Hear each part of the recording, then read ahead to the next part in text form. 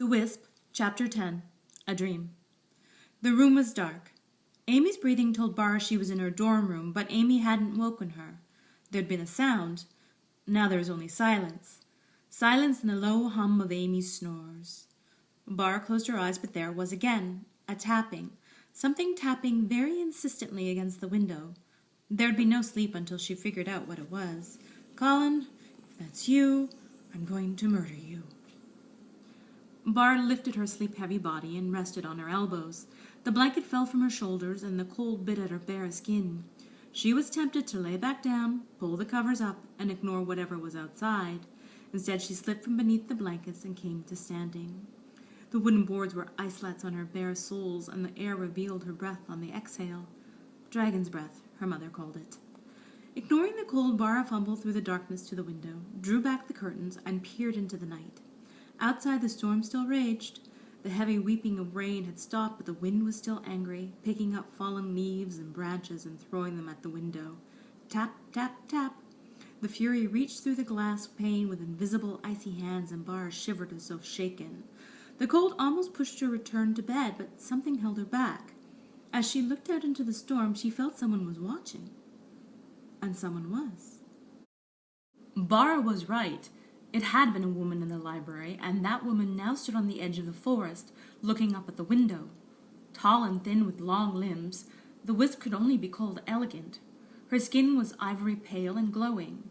Even from 100 yards away it glistened like waves in the moonlight. Her hair was long and silver, not gray, but metallic silver.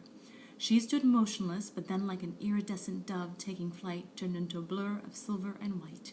She disappeared into the woods, only to reappear seconds later.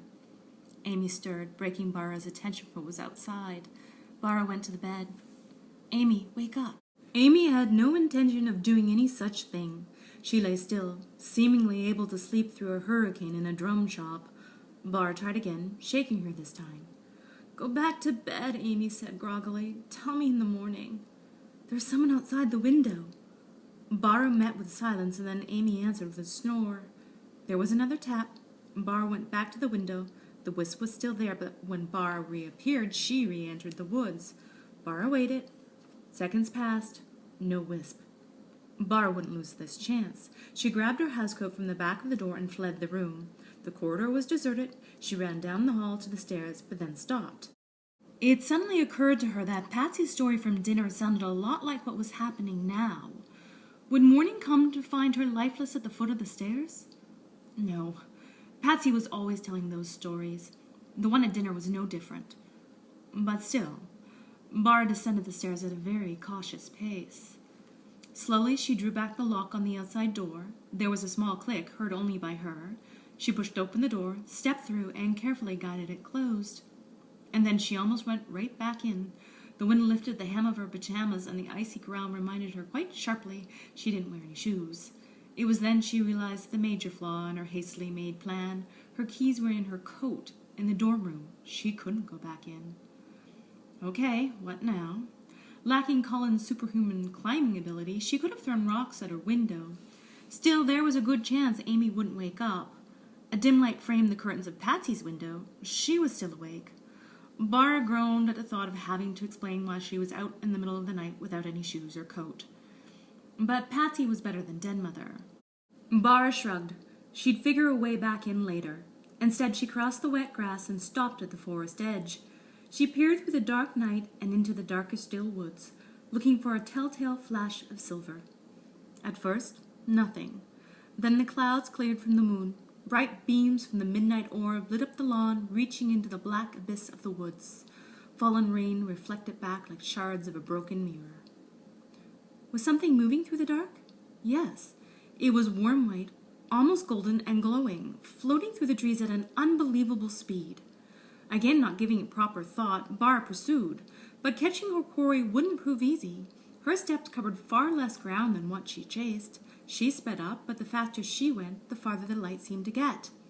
The earth tore at her feet, and she stubbed her toe with enough force to make it bleed. Rough branches slapped at her face and shredded her pajamas and robe. Her lungs burned, her muscles ached. Still she kept at it, cringing with each new bruise or cut. And then the trees no longer blocked the way, and she was out of the scraping reach of their pitiless limbs. Most glorious of all, the ground below had changed. Soft moss now soothed her mistreated feet. She'd entered a clearing. The sudden easing of demands, rather than giving her the strength to go on, brought on surrender. The soft earth called to her. Bara collapsed to her knees. The moss was every bit as soothing to her knees as it had been to her feet. She sank further down until she was on her back, looking up at the moon. She didn't care any more if she caught the wisp. She rested and even slept. A small sound woke her. A boy had come into the clearing. He was tall and lean, with broad shoulders and long limbs. His face was broad, but not round. He had a strong nose, slightly hawkish. Dark wavy hair gave him the look of a young Roman god. But his eyes. Against the almost glowing white of his skin, his eyes shimmered as though made of cut blue glass. It wasn't the wisp. It was the dark-haired boy. Bara realized she was dreaming and then forgot just as fast. She came to her feet. "Who are you?" The dark-haired boy said nothing, shaking his head and putting a finger to his mouth. "You can't talk?" He nodded and held out his hand. Bara took hold and was instantly filled with a pleasant heat. He helped her to her feet. Together they moved out of the clearing and into the trees, into the darkness.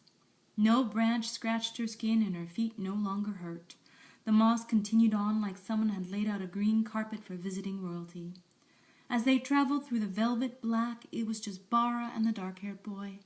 Nothing else mattered. The Wisp is published on Amazon.com.